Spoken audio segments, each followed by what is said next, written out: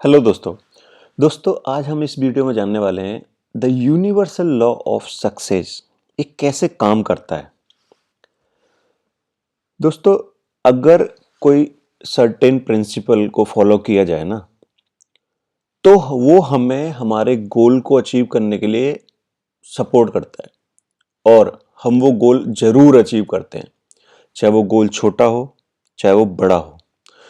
हम यहाँ जो डिस्कस करने वाले हैं 5 टाइमलेस प्रिंसिपल, जो कभी पुराने नहीं होते, वो प्रिंसिपल जिनकी वजह से सक्सेस मिलती है। ये यूनिवर्सल लॉ ऑफ सक्सेस है। सबसे पहला जो प्रिंसिपल है ना, वो है क्लैरिटी ऑफ पर्पज। सक्सेस कहां से स्टार्ट होती है? जब हमें पता रहता है हमें एग्जैक्टली क्या चाहिए। ठीक है, और अगर हमें पता है हमें एग्जैक्टली क्या चाहिए, तो हमें डायरेक्शन और मोटिवेशन दोनों मिलते जाते हैं। तो हमें पूछना क्या है अपने आप से, हमें क्या चाहिए और वो हमारे लिए क्यों मायने रखता है। अगर ये चीज क्लियर है ना, तो फिर डायरेक्शन मिलती जाएगी, मोटिवेशन मिलता जाएगा। जो दूसरा प्रिंसिपल है वो है परसिस्टेंस एंड परसिवरेंस। देखो, सक्सेस रात रात में नहीं आती, ये टाइम लगता है और एफर्ट लगता है। जो रात रात में सक्सेसफुल होते हुए दिखते हैं ना आपको, उनका बैकग्राउंड चेक करना। उनके बैकग्राउंड चेक करने से आपको पता चलेगा कि उस लाइन में, उस चीज को करने में उस आदमी ने, उस औरत ने कितना टाइम निकाला है, कितने साल निकाले हैं। ठीक है ना? तो सक्सेस है ना, टाइम और एफर्ट दोनों मांगती है। परसिस्टेंस क्यों जरूरी है?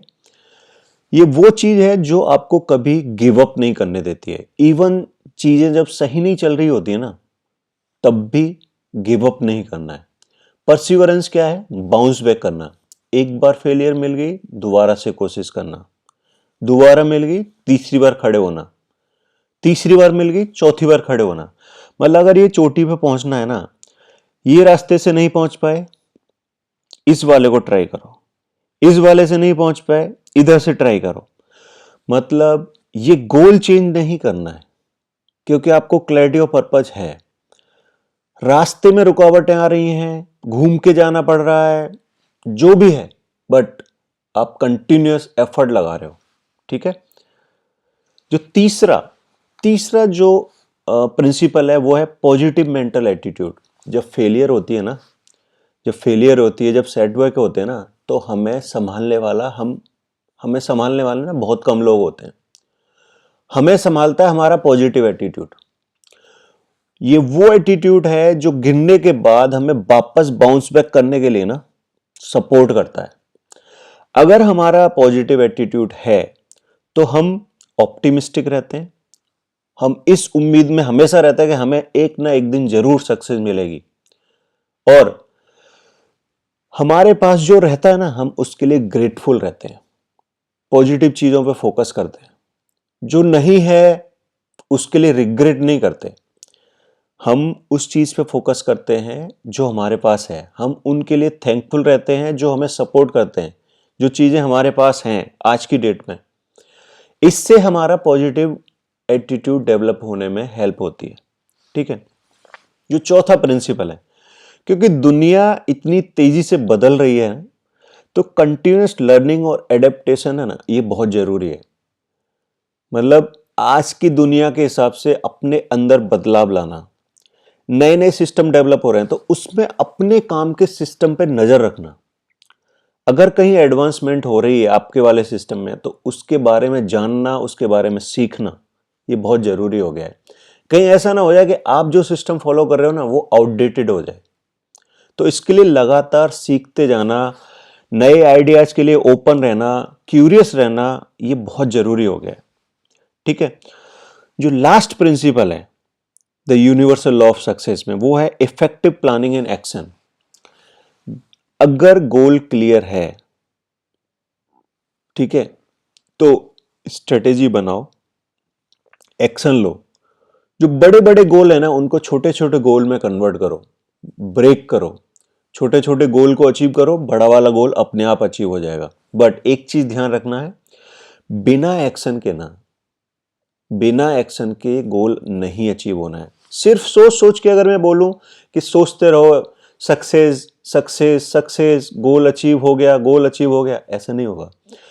सोचने से ये हो सकता है आपको आपका subconscious mind ideas they they, but उन आइडियाज के लिए स्ट्रेटेजी बनाना, उन पे एक्शन लेना, वो चीज बहुत जरूरी है। अगर ये चीज नहीं की तो फिर ये जो है ना, जो ड्रीम है ना, वो ड्रीम रह जाएगा, वो रियलिटी में कन्वर्ट नहीं होगा।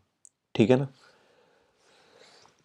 डॉक्टर एपीजे अब्दुल कलाम एक छोटे से टाउन से निकल के इंडिया के मिसाइल मैन और इंडिया के प्रेसिडेंट बने। ठीक है ना। क्या इनको चैलेंज नहीं आए होंगे? बहुत सारे चैलेंज आए। इनकी कई सारी बुक मैंने पढ़ी हैं। कौन कौन सी कंडीशन इनकी लाइफ में आई, उन सब से बाउंस बैक करते हुए उन्होंने डेडिकेशन दिखाया, और जो बड़ी सोच थी ना, बड़ा सपना देखना, वो इन्होंने कभी बंद नहीं किया था। ठीक है। Dream dream dream, dream transform into thoughts and thought result in action. इस फिलॉसफी पे इन्होंने काम किया और हमेशा कमिटेड रहे नया सीखने के लिए, बड़ा सपना देखने के लिए, तभी एक्स्ट्राऑर्डिनरी सक्सेस मिली इनको। दूसरे जो एग्जांपल हम यहाँ डिस्कस कर रहे हैं वो है थॉमस अल्फा एडिशन। हजारों बार फेल हुए, हजारों बार।